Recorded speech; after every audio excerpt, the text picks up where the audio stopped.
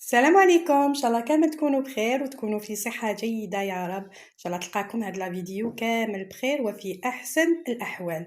اليوم ان شاء الله جبت لكم وصفة رائعة، وصفة قلب اللوز. للامانة انا موالفة نديرها في سنيوة كبيرة، ميكم شفتكم تحبوا هذا المول هذا العجيب، قلت ان شاء الله نديرها لكم بمقاديرها المضبوطة، وجربتها يعني جاتني روعة. يعني تجربوها راح تدعيوا لي كامل، وخبوها رمضان سورتو.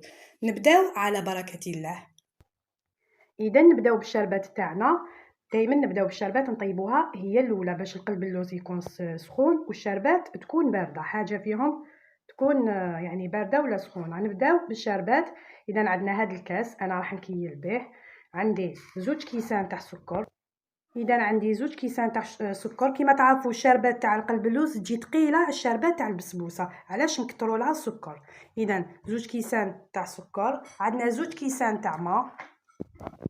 إذا عندنا الكاس الاول، عندنا الكاس الثاني، وعندي كاس تاع مزهر. صدقوني المزهر يعطي لها ذوق رائع. وعندنا لا طرونش هكذا تاع القارص، نروحو نحطوها تغلي.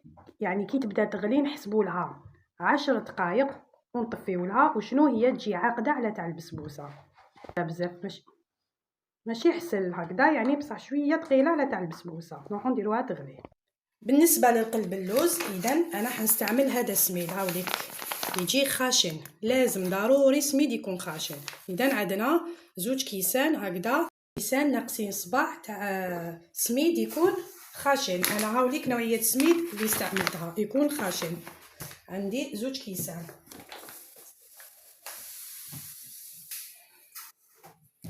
دائما ديري في المول اللي حديري فيه، وزعيه هكذا كيغطي لك كاع سطح العمل هكذا. اذا خلاص هنا راكي سوا نحطوه. عندي نص كاس تاع السكر، عندي الملح، عندي المكون السري اللي راح يعطي لها طراوه هكا نصف ملعقه صغيره تاع خميره كيميائيه. نخلطوا هاد النواشف جيدا.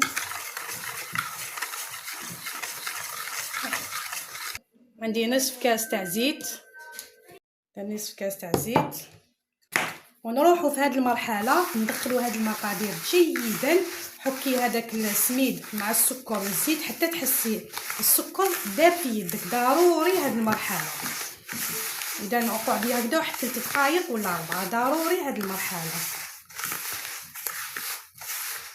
اذا بعد ما تحسي هذاك السكر داب في يدك هكذا، والحبيبات تاع السميد كما نقولوا حنا تنفخوا معاك، عندي هنا خليط بين الماء والمزهر تقريبا نصف كاس، ونبداو نبلوه في القلب اللوز ديالنا هكذا. ثاني كملي طريقه العجن بنفس الطريقه مده 3 دقائق هكذا.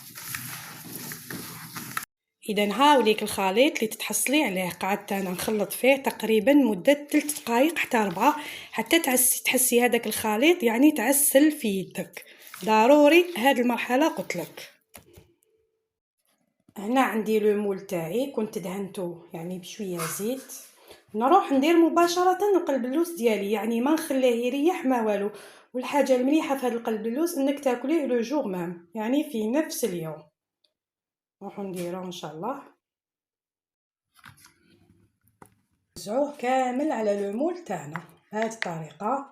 ما تضغطيش عليه، ضروري ما تضغطيش عليه، يعني وزعيه بلا سباتول ولا بمغرفه هكذا، وسوي الوجه تاعو بلا ما تضغطي عليه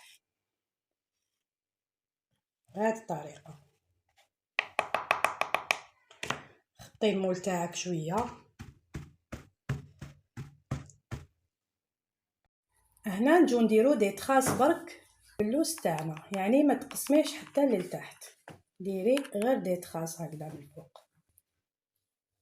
هنا عندي حبيبات تاع اللوز كنت درتهم في المزهر هكذا،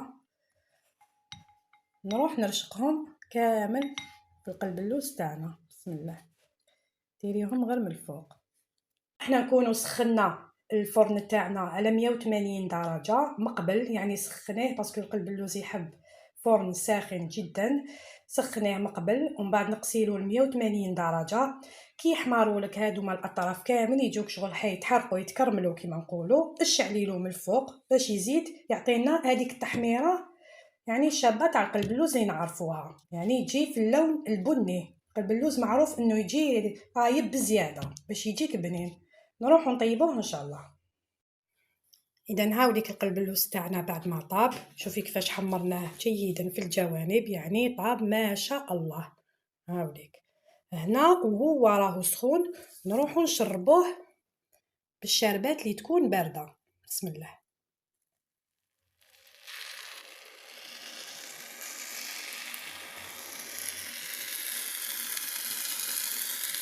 لازم تسمعي هذاك الصوت، لازم يكون سخون والشربات تكون بارده بهذه الطريقه.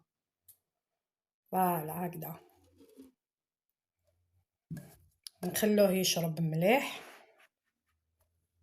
انتي كي تخرجيه راح تشوفي الطبقه الفوقانيه يابسه، لكن بمجرد ما تشربيه ويرتاح حوالي تقريبا نصف ساعه هكذاك راح تلقاي القلب اللوز تاعك ما شاء الله.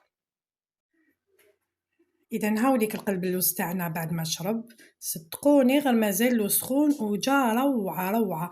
كي هذيك الشربات اللي تقعد لك من الفوق تقدري تنحيها نورمال في الكسرونه، يعني الشرب ما شاء الله. هاي الحبه الاولى ديجا مكلاوها، شوفي كيفاش جا.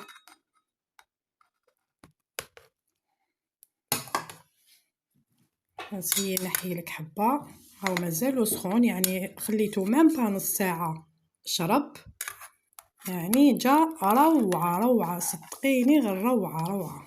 اذا شوفي كيفاش جا، انتي كان تزيدي تخليه يعني يرتاح اكثر راح يزيد يحكم روحو يعني اكثر وهكذاك، ولا غير طاحوا عليه. يعني صدقيني غير الوصفه ناجحه وعطيتها لك بكل امانه وصدق.